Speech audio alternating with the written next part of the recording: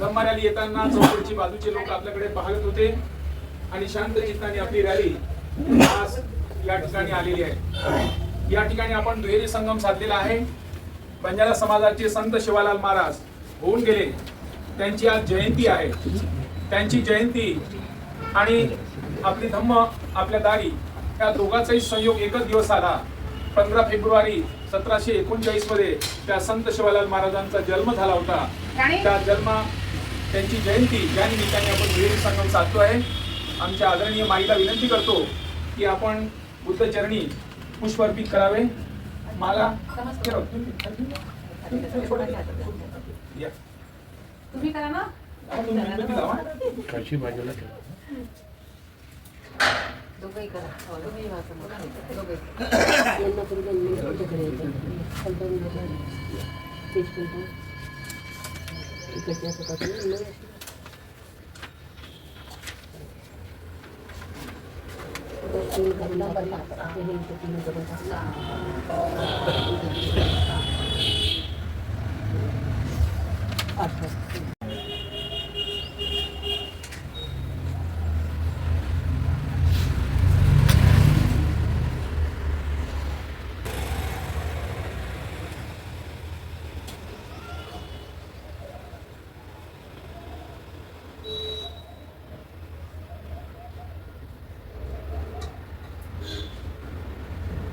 संत शिवलाल महाराज की जय।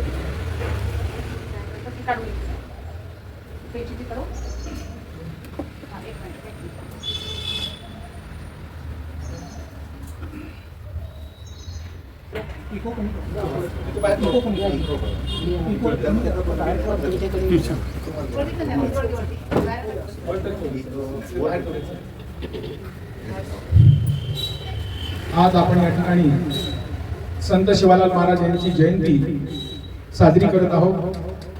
संत शिवालाल महाराज हे बंजारा समाजामध्ये एक संत होऊन गेले।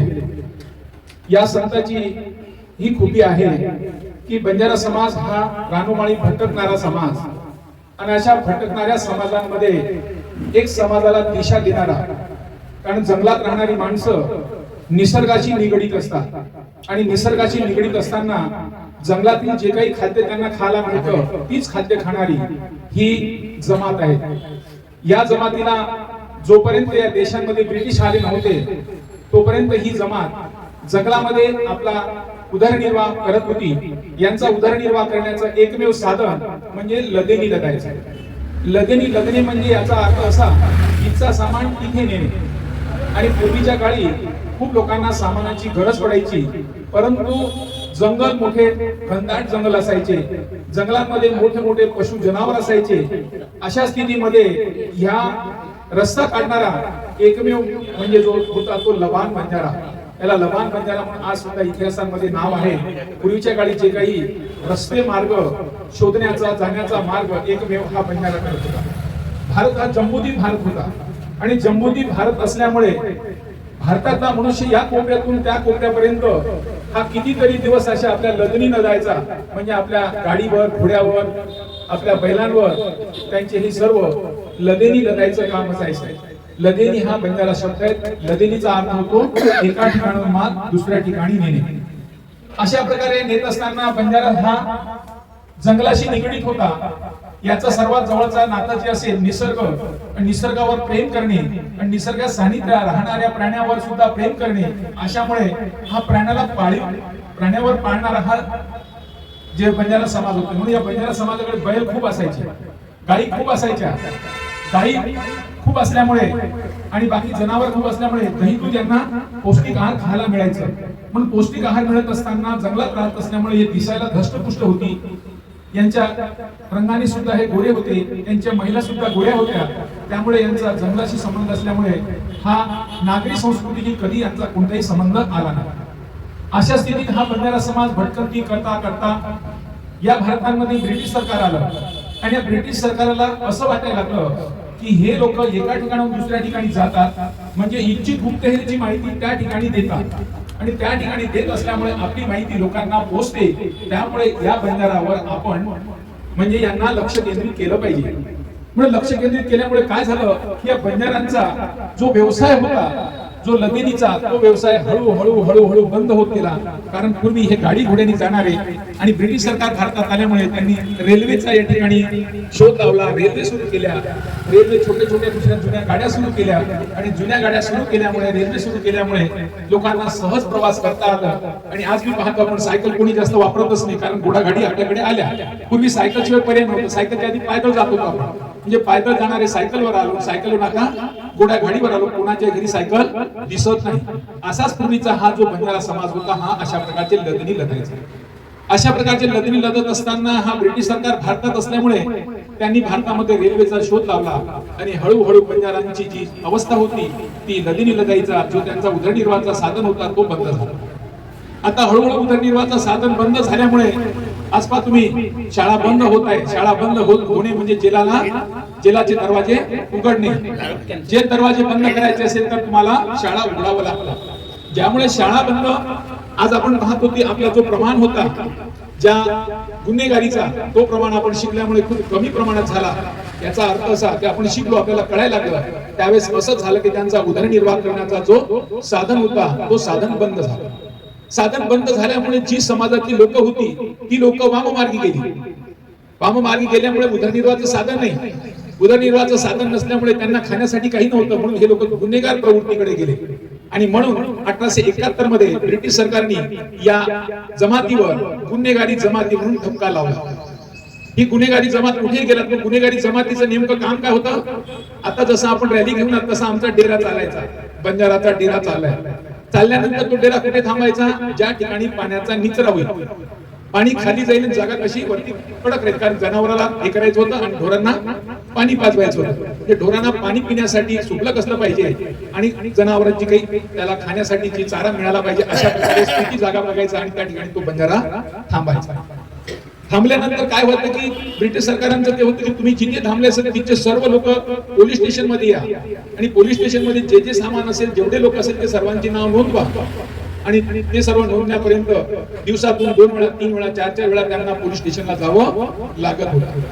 अशा स्थितीमध्ये कुटुंब कसं चालवायचं? म्हणून काही ठिकाणी बंजारा पाहत असेल तुम्ही, गावाच्या बाजूला तांडा वसलेला आहे. जिथे तिथे आज तुम्हाला दिसत असेल हा तांडा, ही मोठी ब्रिटिश सरकारांची मेहरबानी. कारण आज जो भटका म्हणून आज आपण काही लोहार पाहतो, गाडी लोहार पाहतो, जे कामं करतात माती गोट्यावर तसे फिरतच असतात, तशा प्रकारे हा सुद्धा बंजारा फिरत असता. परंतु ह्या ब्रिटिश सरकार भारतात आल्यामुळे, ब्रिटिश सरकारच्या जाचामुळे हे लोक त्या ठिकाणी स्थायी झाले.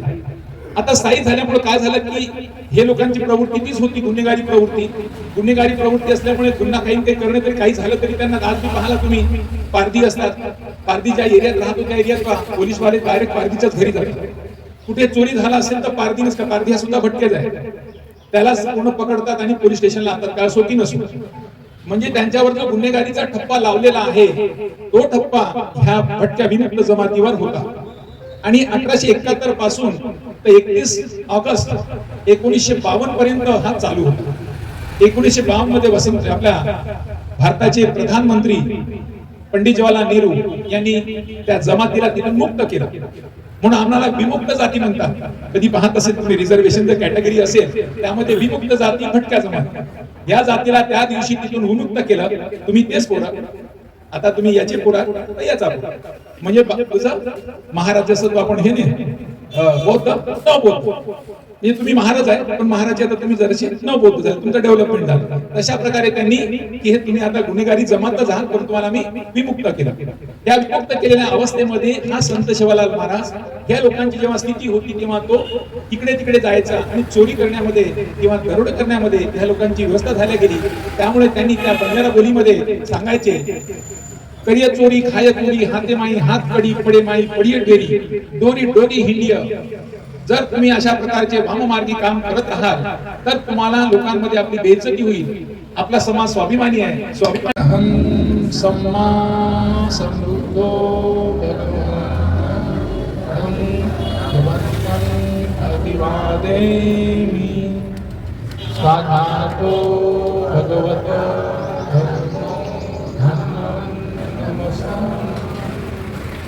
सुपटिपन्नो भगवतो सावक संगो संगम नमः। नमो तस्स भगवतो अरहतो सम्मा संबुद्धस्स नमो तस्स भगवतो अरहतो सम्मा संबुद्धस्स नमो तस्स भगवतो अरहतो सम्मा संबुद्धस्स बुद्धं शरणं गच्छामि धम्मं शरणं गच्छामि संघं शरणं गच्छामि द्वितीयंपि बुद्धं शरणं गच्छामि द्वितीयंपि धम्मं शरणं गच्छामि द्वितीयंपि संघं शरणं गच्छामि तृतीयंपि बुद्धं शरणं गच्छामि तृतीयंपि धम्मं शरणं गच्छामि तृतीयंपि संघं शरणं गच्छामि पाणातिपाता वेरमणि सिक्खापदं समादियामि अभिन्नदाना वेरमणि सिक्खापदं समादियामि कामेषु मिच्छाचारा वेरमणि सिक्खापदं समादियामि मुसावादा वेरमणि सिक्खापदं समादियामि सुरामेरयमज्जपमाददाना वेरमणि सिक्खापदं समादियामि सर्वपापस्य अपरणं कुशलस्य उपसम्पदा सचीसपरियोधपनम् एतं बुद्धानुशासनं साधु साधु साधु।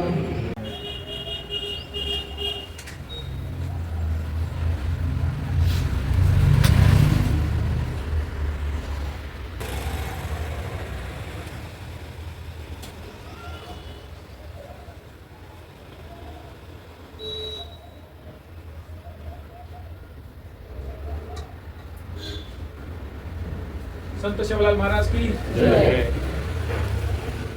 काढून पेची ती काढू हा एक मिनिट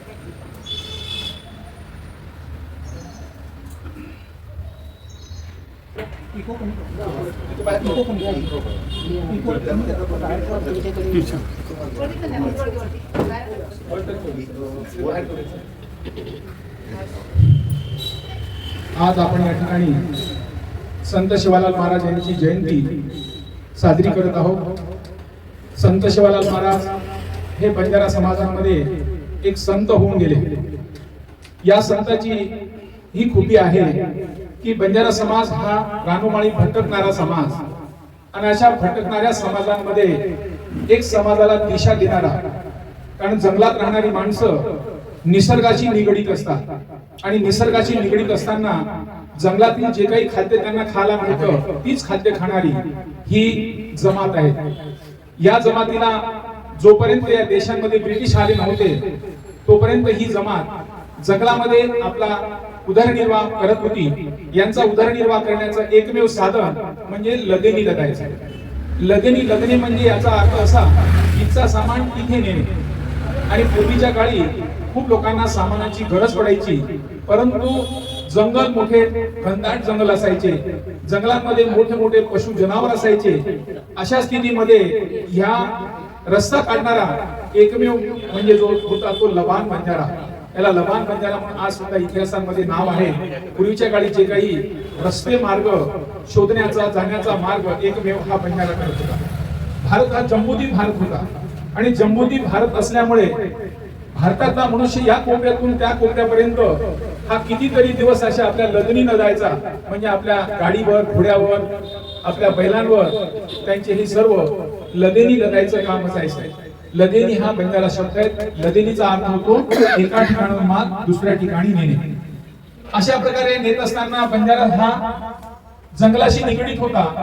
याचा सर्वात जवळचा नाता जे असेल निसर्ग, निसर्गावर प्रेम करणे आणि निसर्गात सानिध्यात राहणाऱ्या प्राण्यावर सुद्धा प्रेम करणे। अशामुळे हा प्राण्याला पाळीव प्राण्यावर पाळणारा हा जे बंजारा समाज होते, म्हणून या बंजारा समाजाकडे बैल खूप असायचे, गायी खूप असायच्या. गायी खूप असल्यामुळे आणि बाकी जनावर खूप असल्यामुळे दही दूध यांना पौष्टिक आहार खायला मिळायचं. म्हणून पौष्टिक आहार मिळत असताना जंगलात राहत असल्यामुळे हे दिसायला धष्टपुष्ट होती. यांच्या रंगाने सुद्धा हे गोरे होते, त्यांच्या महिला सुद्धा गोऱ्या होत्या. त्यामुळे यांचा जंगलाशी संबंध असल्यामुळे हा नागरी संस्कृतीशी कधी यांचा कोणताही संबंध आला नाही. अशा स्थितीत हा बंजारा समाज भटकंती करता करता या भारतामध्ये ब्रिटिश सरकार आलं आणि या ब्रिटिश सरकारला असं वाटायला लागलं की हे लोक एका ठिकाणाहून दुसऱ्या ठिकाणी जातात, म्हणजे इच्छित गुप्तहेरची माहिती त्या ठिकाणी देतात आणि त्या ठिकाणी देत असल्यामुळे आपली माहिती लोकांना पोहोचते. त्यामुळे या बंजारावर आपण म्हणजे यांना लक्ष केंद्रित केलं पाहिजे. म्हणून लक्ष केंद्रित केल्यामुळे काय झालं की या बंजारांचा जो व्यवसाय होता, जो लदिनीचा, तो व्यवसाय हळूहळू बंद होत गेला. कारण पूर्वी हे गाडी घोड्याने जाणारे आणि ब्रिटिश सरकार भारतात आल्यामुळे त्यांनी रेल्वेचा या ठिकाणी शोध लावला, रेल्वे सुरू केल्या, रेल्वे छोट्या दुसऱ्या जुन्या गाड्या सुरू केल्या आणि जुन्या गाड्या सुरू केल्यामुळे, रेल्वे सुरू केल्यामुळे लोकांना सहज प्रवास करता आला. आणि आज मी पाहतो आपण सायकल कोणी जास्त वापरतच नाही, कारण घोडागाडी आपल्याकडे आल्या. पूर्वी सायकलशिवाय पर्याय नव्हतं, सायकलच्या आधी पायदळ जात होतो आपण, म्हणजे पायदळ जाणारे सायकलवर आलो, सायकलवर आता घोडागाडीवर आलो, कोणाच्या घरी सायकल दिसत नाही. असाच पूर्वीचा हा जो बंजारा समाज होता, हा अशा प्रकारचे लदनी लदायचे. अशा प्रकारचे लदनी लदत असताना हा ब्रिटिश सरकार भारतात असल्यामुळे त्यांनी भारतामध्ये रेल्वेचा शोध लावला आणि हळूहळू बंजारांची जी अवस्था होती ती लदनी लदाईचा जो त्यांचा उदरनिर्वाहाचा साधन होता तो बंद झाला. आता हळूहळू उदरनिर्वाहाचं साधन बंद झाल्यामुळे आज पहा तुम्ही शाळा बंद होत आहे. शाळा बंद होणे म्हणजे जेलाचे दरवाजे उघडणे. जे दरवाजे बंद करायचे असेल तर तुम्हाला शाळा उघडावं लागतं. ज्यामुळे शाळा बंद, आज आपण पाहतो की आपला जो प्रमाण होता ज्या गुन्हेगारीचा, तो प्रमाण आपण शिकल्यामुळे खूप कमी प्रमाणात झाला. याचा अर्थ असा की आपण शिकलो, आपल्याला कळायला लागलं, त्यावेळेस असं झालं की त्यांचा उदरनिर्वाह करण्याचा जो साधन होता तो साधन बंद झाला. साधन बंद झाल्यामुळे जी समाजातली लोक होती ती लोक वाममार्गी गेली.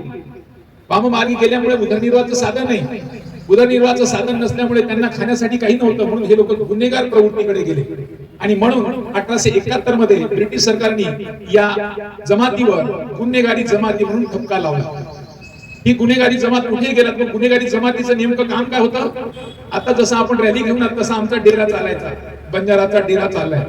चालल्यानंतर तो डेरा कुठे थांबायचा? ज्या ठिकाणी पाण्याचा निचरा होईल, पाणी खाली जाईल, जागा कशी वरती कडक राहील, कारण जनावराला हे करायचं होतं आणि ढोरांना पाणी पाजवायचं होतं. म्हणजे ढोरांना पाणी पिण्यासाठी सुबलक असलं पाहिजे आणि जनावरांची काही त्याला खाण्यासाठीची चारा मिळाला पाहिजे, अशा प्रकारे ती जागा बघायचा आणि त्या ठिकाणी तो बंजारा थांबायचा. थांबल्यानंतर काय होतं की ब्रिटिश सरकारांचं ते होतं की तुम्ही जिथे थांबले असेल तिथे सर्व लोक पोलीस स्टेशन मध्ये या आणि पोलीस स्टेशन मध्ये जे जे सामान असेल, जेवढे लोक असेल ते सर्वांची नाव नोंदवा. आणि ते सर्व नोंदण्यापर्यंत दिवसातून 2 वेळा, 3 वेळा, 4 वेळा त्यांना पोलीस स्टेशनला जावं लागत होतं. अशा स्थितीमध्ये कुटुंब कसं चालवायचं?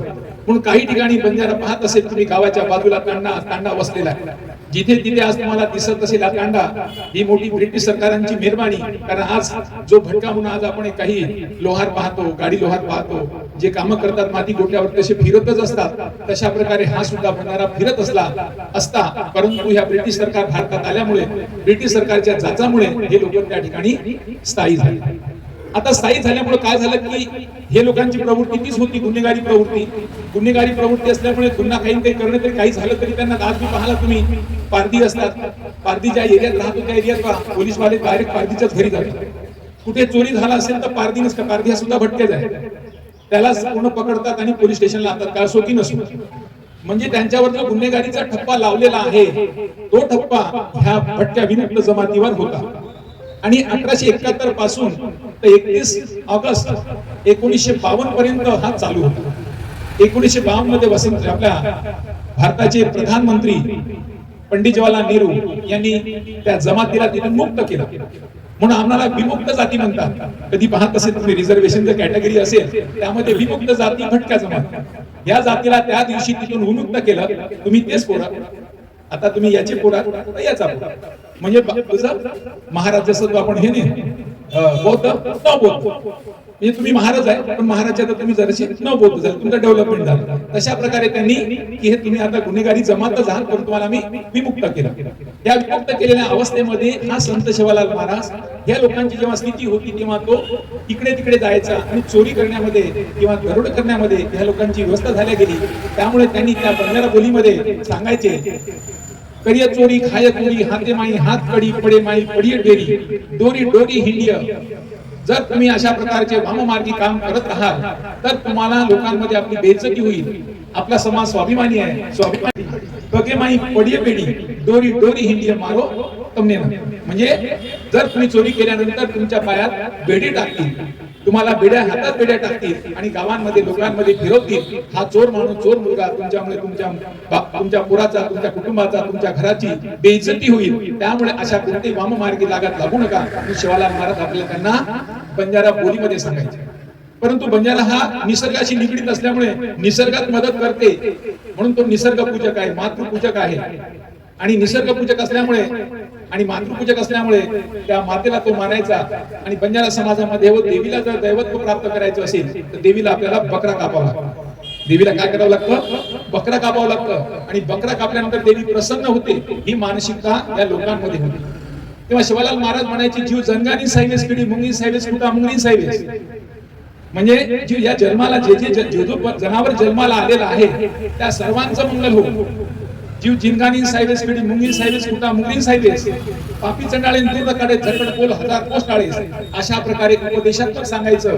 जीव जिनगानी सायवेस याचा अर्थ प्रत्येक जंतू जो जन्माला आले त्या प्रत्येक जंतूचा जो निसर्गात जन्माला आलेला जो जंतू आहे त्या सर्वांचं कल्याण होऊ, त्याला कोणत्याही प्रकारचे नुकसान होऊ नये, त्याची कोणी हत्या होऊ नये म्हणून तो म्हणायचा की ज्या देवीला तुम्ही बकरा कापण्याचा प्रयत्न करता ते देवीचा मी भक्त आहे.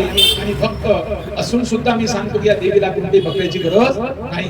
कारण ती सर्वांची आई आहे आणि आई कधीही कोणाचाही बळी मागत नाही. परंतु समाजांमध्ये ती अशी एक मानसिकता आहे. आज मी पोहरा देवी नाव ऐकलं असेल, ज्या लोकांचा बंजारा लोकांशी संबंध असेल, पोहरा देवीमध्ये दरवर्षी हा रामनवमीला खूप बकरे कापल्या जातात. खूप बकरे कापल्या जातात की प्रत्येकांना वाटतं की मला देवी पावली, मुलगा झाला तर देवी पावली, नोकरी लागली देवी पावली, माझा प्रमोशन झाला देव पावला. अशा प्रकारची भावना असल्यामुळे दरवर्षी या रामनवमीला पोहरा देवी या ठिकाणी बकरे कापल्या जातात. कितीतरी बकरे कापल्या जातात. अशी स्थिती असताना शिवालाल महाराज हा बंजारा समाजांचा मुलगा, परंतु तो मांस खात नव्हता. तो मांसाहारी नव्हता, शुद्ध शाकाहारी होता. म्हणजे बंजारा समाजांकडे दारू आणि मटण याचा जास्त संबंध आहे. कारण निसर्गाशी संबंध आहे, शारीरिक कामं करतात. त्यामुळे जास्त संबंध असलेल्या ठिकाणी सुद्धा हा शिवालाल महाराज कोणत्याही प्रकारचा हा मांसाचा ग्रहण करायचा नाही. हा शुद्ध शाकाहारी होता.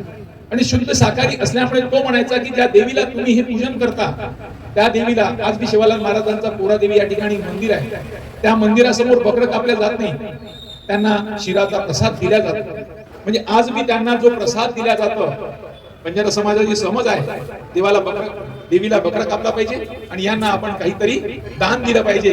त्याप्रमाणे ते त्या ठिकाणी त्यांना हे दिल्या जातात.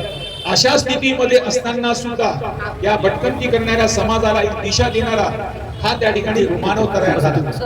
या अशा स्थितीमध्ये असल्यामुळे लोकांमध्ये ही भाव निर्माण झाला आणि ज्या अवस्थेतील हे लोक होती त्या लोकांना परिवर्तन होण्याची दिशा मिळाली.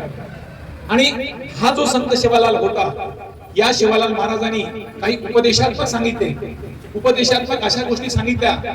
ते म्हणतात बंजारा बोलीमध्ये, सणो सांभळो गोर भाई चोरी मत करजो कोई, लाजर काढो धर्मेरी मत लोजी काढो मत रोई, गोरमाटी जतोत मारियो बाजी मत करजो रंडी बाजी, तम जायो लांबी झाडी मत करजो लुची लबाड.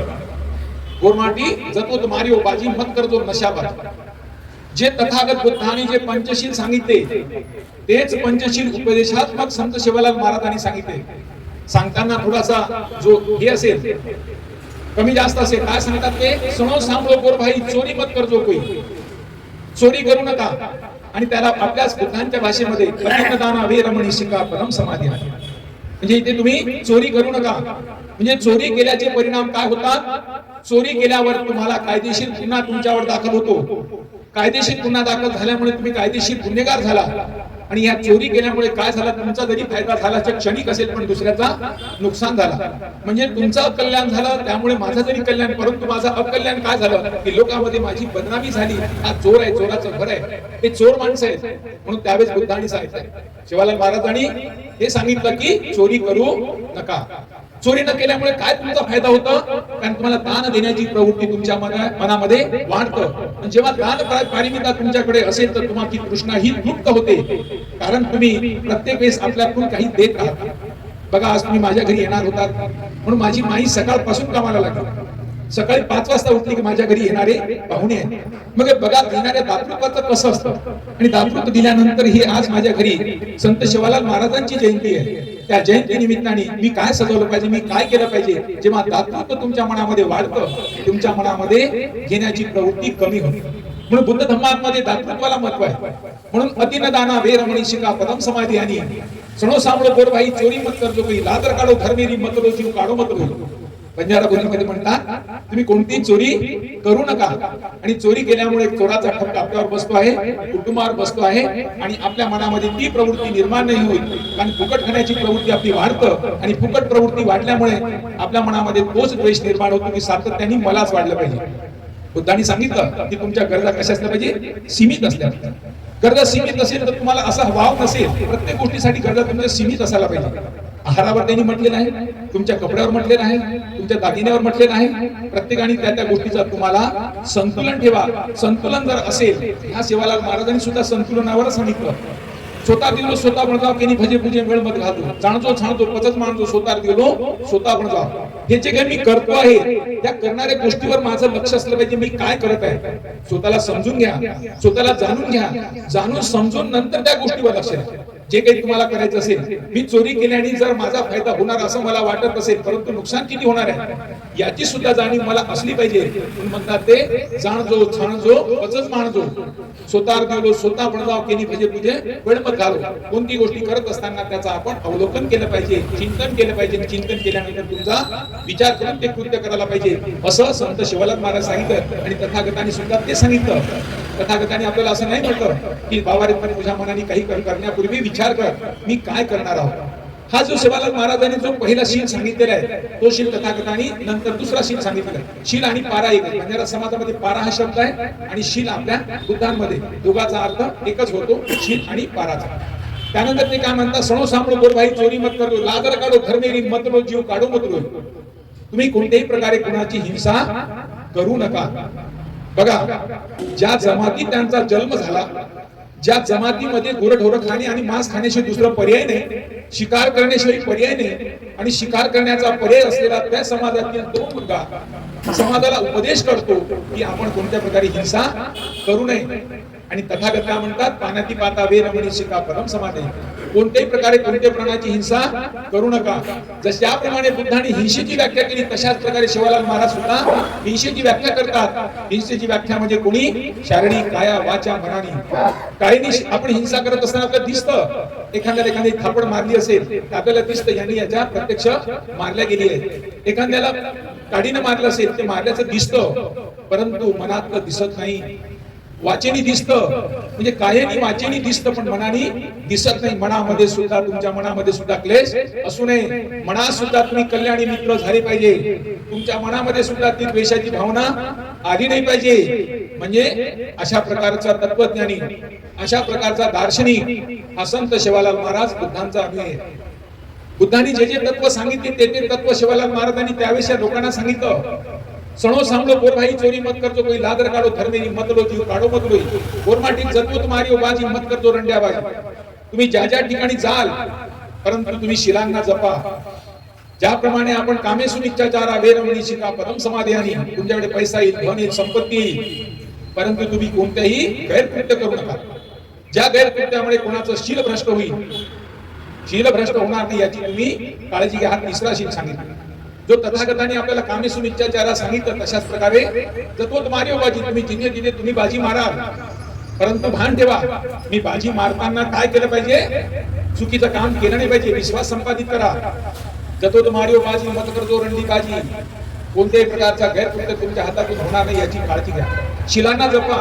जर तुम्ही कोणत्या स्त्रीचा शील भ्रष्ट करत असाल, त्या स्त्रीचा सुद्धा शील भ्रष्ट झाला आणि तुम्ही सुद्धा भ्रष्ट झाला म्हणून तुमच्यावर सुद्धा तो दोषारोपण राहील, त्या स्त्रीचा सुद्धा शील भ्रष्ट होईल. म्हणून कोणत्याही प्रकारच्या कोणत्याही स्त्रीवर मी भ्रष्ट करणार नाही याची तुम्ही दखल घ्या, कारण दिवसेंदिवस तुमची प्रगती होणार आहे.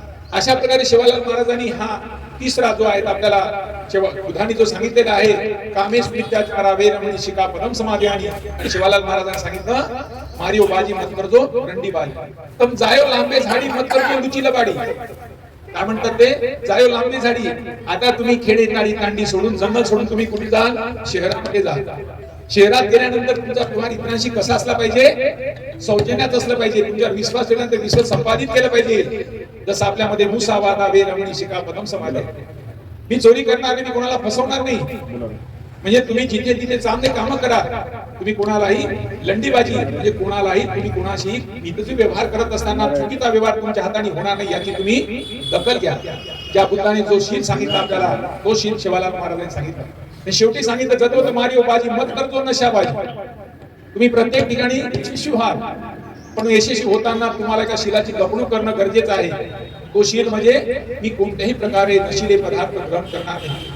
तथागत बुद्धांनी ते सांगितलं सुरामेर मध्ये पमागठाना वेरमणी शिका पदम समाधी. आज समाजामध्ये खूप बदल झालेला आहे, परंतु पावलोपावली या दोन महामानवांचे विचार त्यांच्या कानी पाडणे गरजेचे आहे. हे विचार तथागतांनी जे सांगितले तेच बुद्धांनी सांगितले.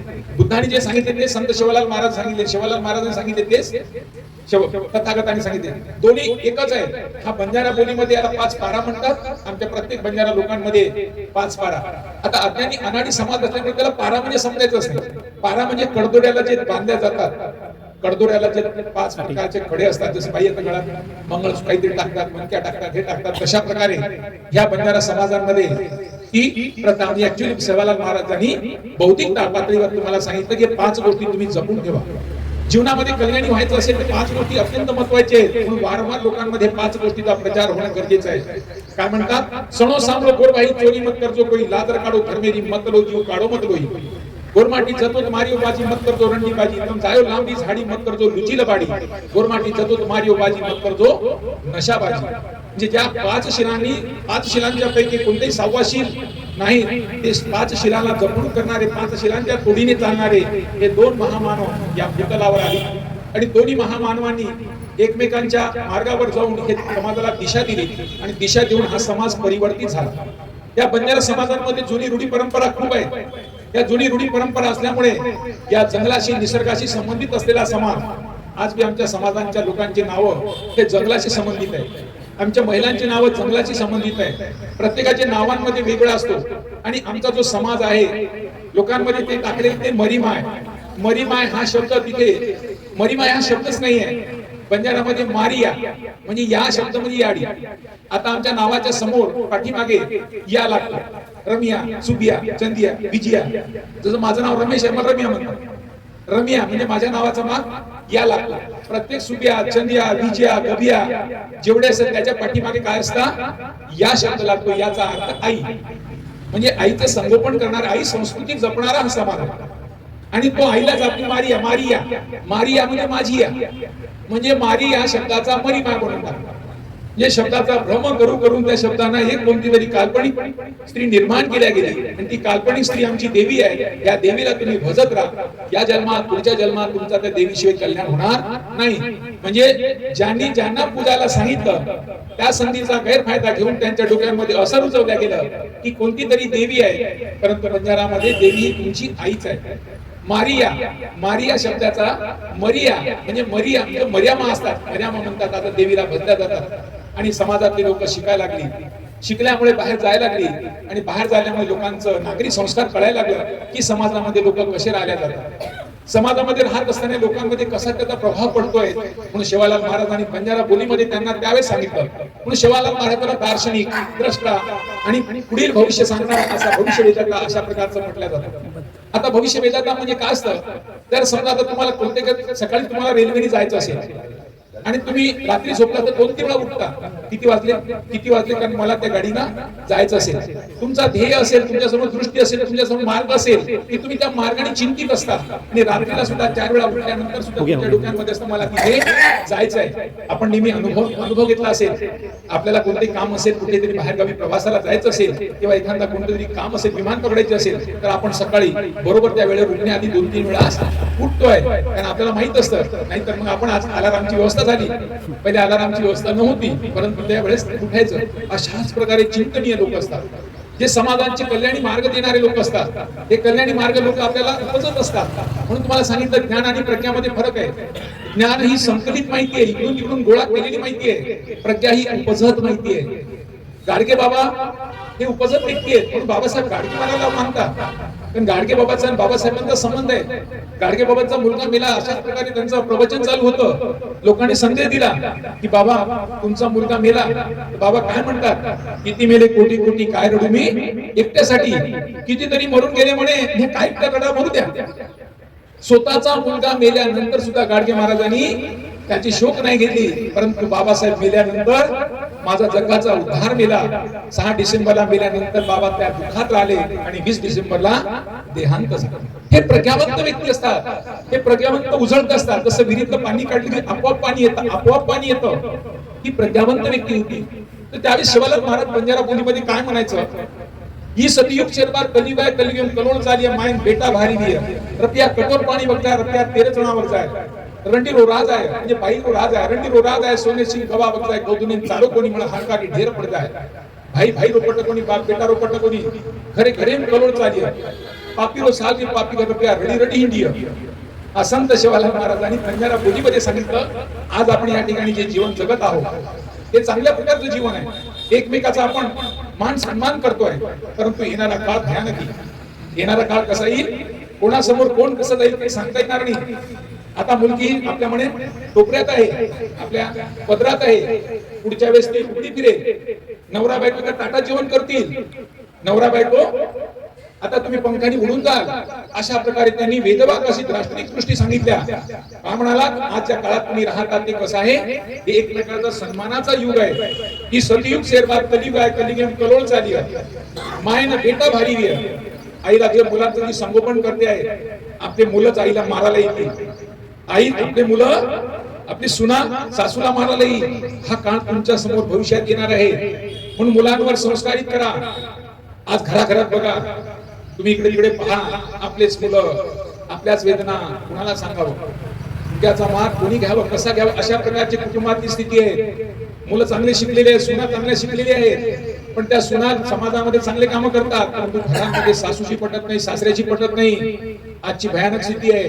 कारण मी वकील आहे, माझ्याकडे खूप अशा समस्या येत राहतात. कोर्टामधील समस्या बघतोय.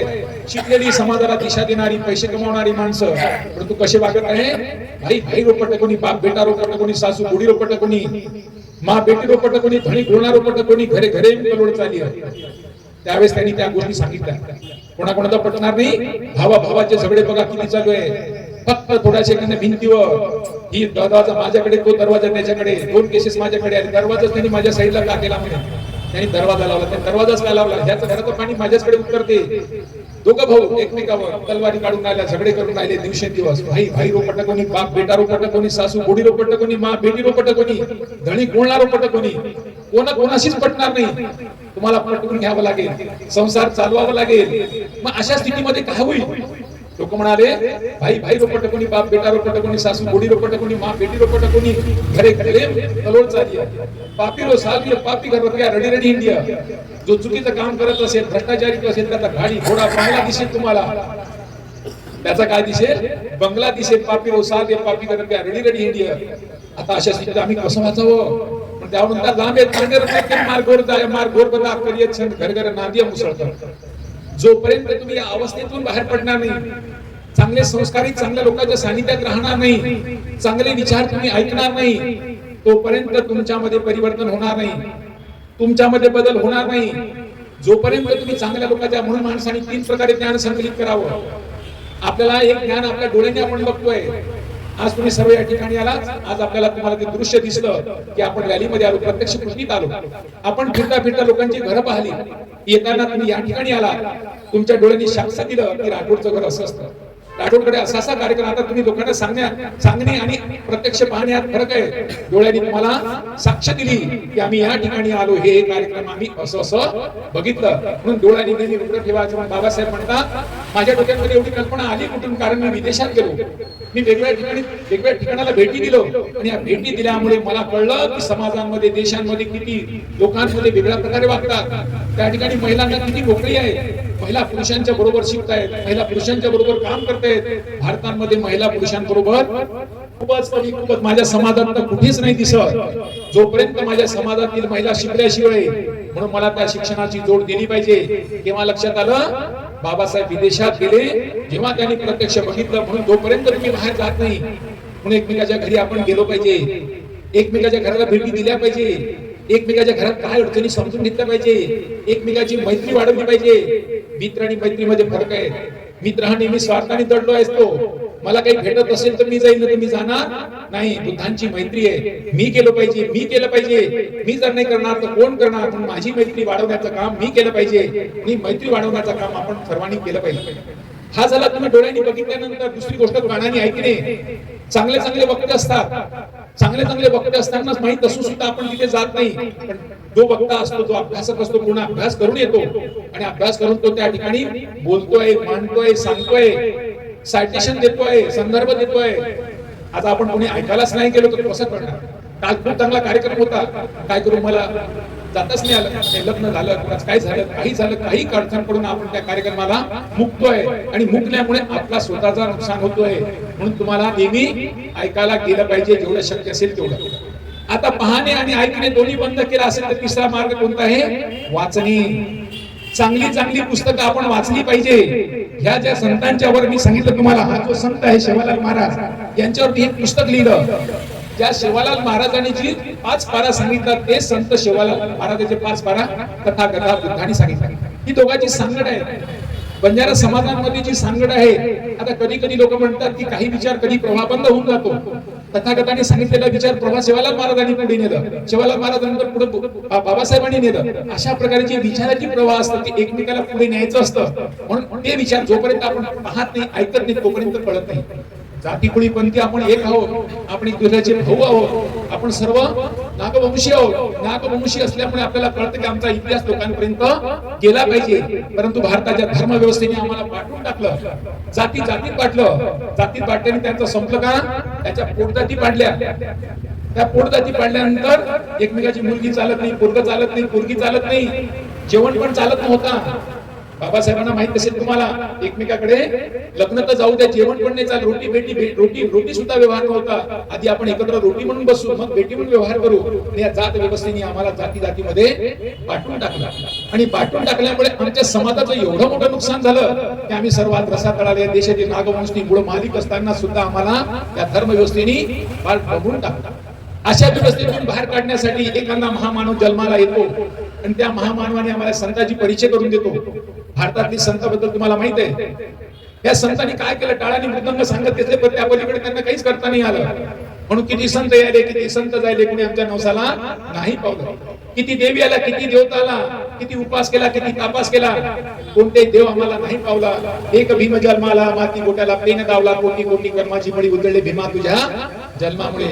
एखादा पुत्र जन्माला येतो आणि एवढ्या हजारो लाखो लोकांचे जे आयुष्य बदलून टाकतोय, सुटा बुटा थाटात आम्हाला ठेवण्याचं काम या महामानवानी केलं.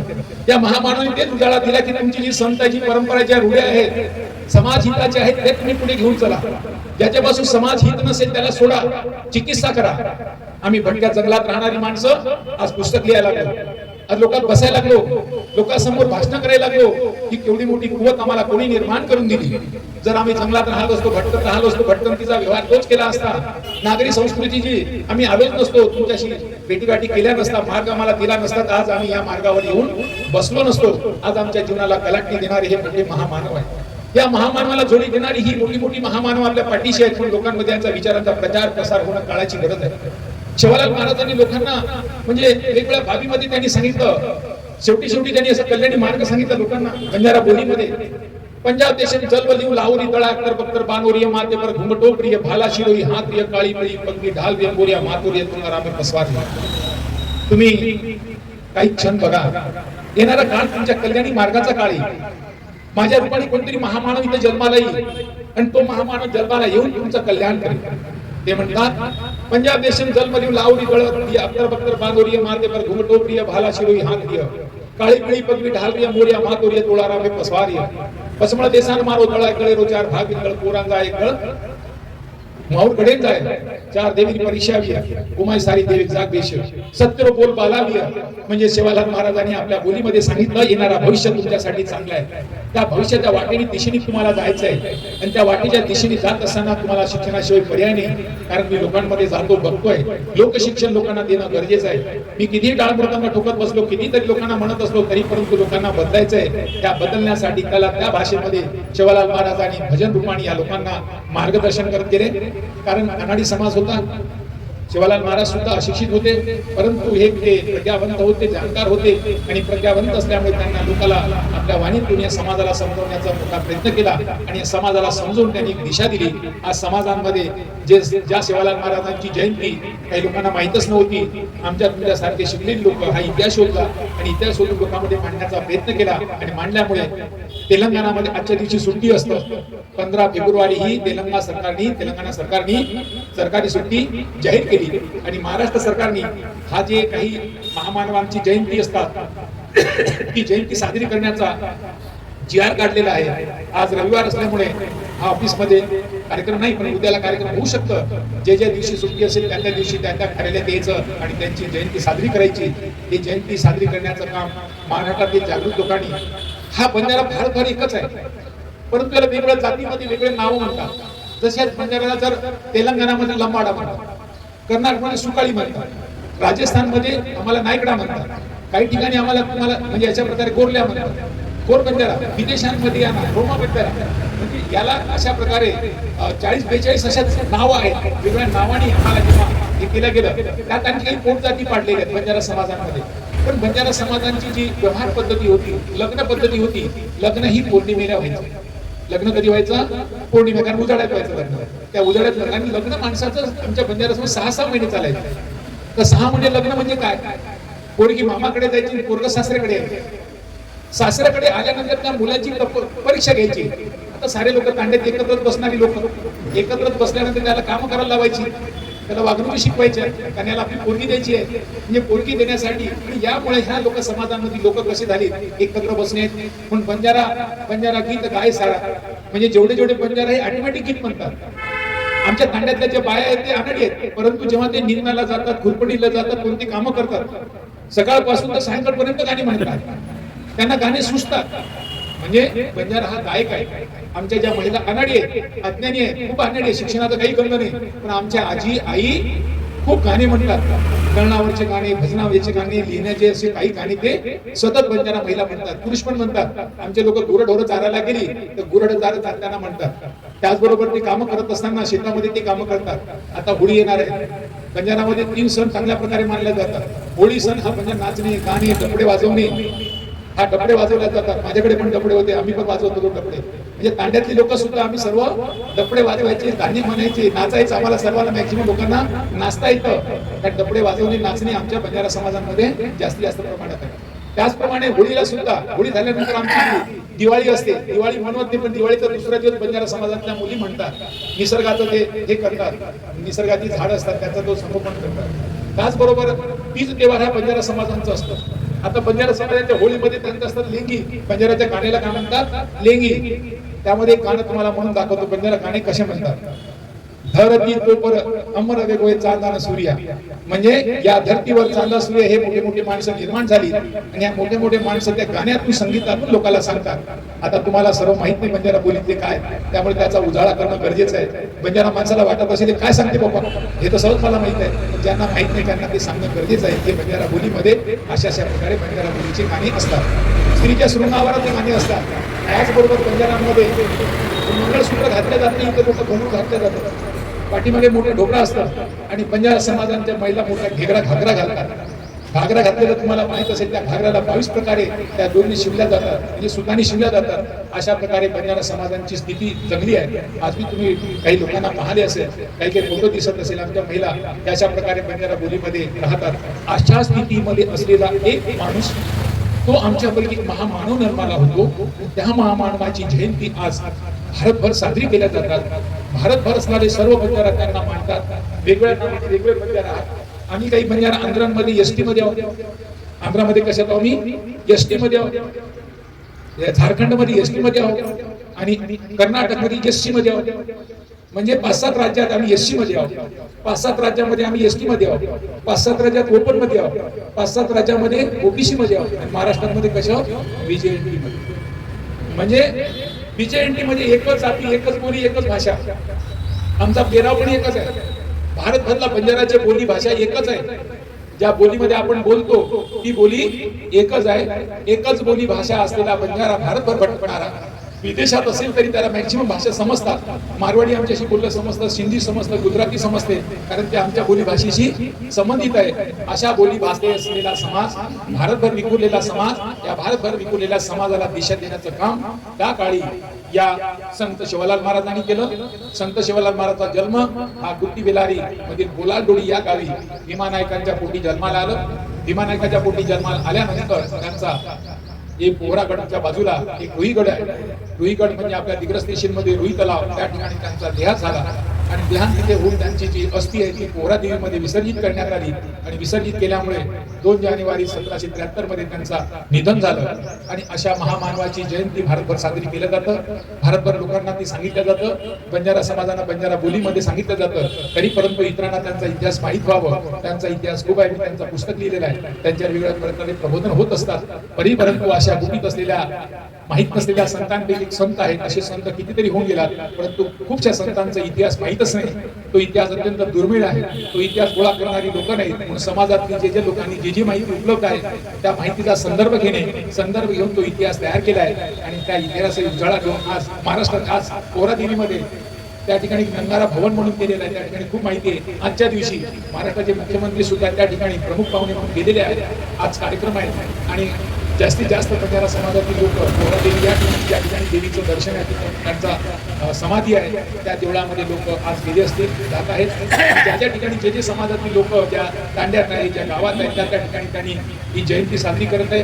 नागपूर शहरांमध्ये वेगवेगळ्या ठिकाणी सुद्धा जयंती साजरी होत आहे. अशा महामानवांना आपण या धम्म आपल्या दारी या अनुषंगाने आज त्यांच्या आपला अभिवादन आपल्याला करायचं आहे. अभिवादनाच्या निमित्ताने आपण या ठिकाणी आलो आहोत. तुम्ही सर्व आलात. आज या ठिकाणी आपण संत शिवलाल महाराज तुम्हाला माहीत झालं, कारण हे सर्व त्यांची इतिहास बंजारा बोलीमध्ये आहे. बंजारा बोलीचं मराठीमध्ये सांगणे आणि मराठी समजून देणे, आणि बोलीतले शब्द समजत नसतात, त्या बोलीत असल्या माणसांना समजतात. तरी परंतु तुम्ही माझ्या घरी या निमित्ताने आलात. सर्वांचा तहेदिल आणि आभार व्यक्त करतोय. आज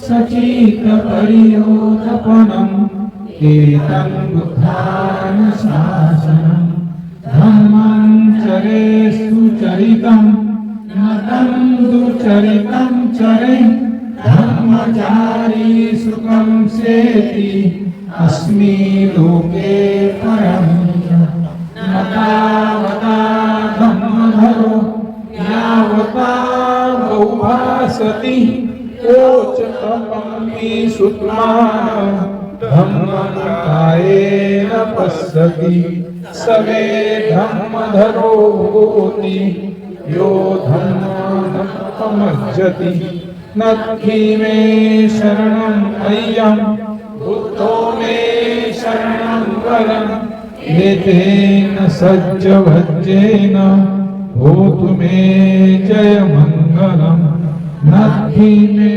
शरणं अय्यं धम्मो मे शरणं वरम् एतेन सज्जवज्जेन होतु मे जयमङ्गलम् नत्थि मे शरणं अय्यं संघो मे शरणं वरम् एतेन सज्जवज्जेन होतु मे जयमङ्गलम् नमो बुद्धाय नमो धम्माय नमो संघाय सा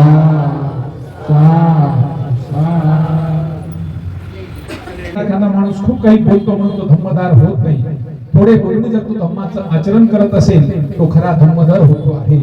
नतावता धम्मधरो यावता बहुभासती मोज अपम पिम सुत्वानम अन्यम धम्म काय पसती. धम्माला कोणी खूप खूप सांगतो की मी हे करतो मी ते करतो असं कोणतेही करतो धम्मदारी होत नाही. धम्माचा जो आचरण करतो जसा बोली तसा वागते त्यालाच म्हणतात. म्हणून म्हटलेला आहे नत्थी मे शरणम अय्यम बुद्धो मे शरणम वरम एतेन सज्जवज्जेन होतु मे जय मंगल. माझा जो काही शरण आहे जो काही आहे ते बुद्धालाच आहे. हेच माझे बुद्धाला जाण्याचं जय मंगल हो. नत्थी मे शरणम अय्यम संग धम्मो मे शरणम वरम एतेन सज्जवज्जेन होतु मे जय मंगल. माझे दुसरे कोणते अनुसरण आहे धम्म हेच माझे अनुसरण आहे. मी धम्माशी दुसरं कोणाला अनुसरण करत नाही. हेच माझे अनुसरणाचा जय मंगल हो.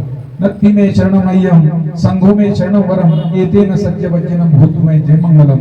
मला दुसरी कोणती अनुसरण नाही. मला संघ बुद्धाचा संघ हाच माझा अनुसरण आहे. या बुद्धाच्या अनुसरणाला मी अनुसंग करतो म्हणून माझा जय मंगल हो. नमो बुद्धाय नमो धम्माय जय साधु साधु. नमस्कार दोस्तों, हमारे न्यूज चैनल न्यूज इंडिया को लाइक कीजिए, शेयर कीजिए, अनसब्सक्राइब कीजिए. हम मिलेंगे फिर. धन्यवाद.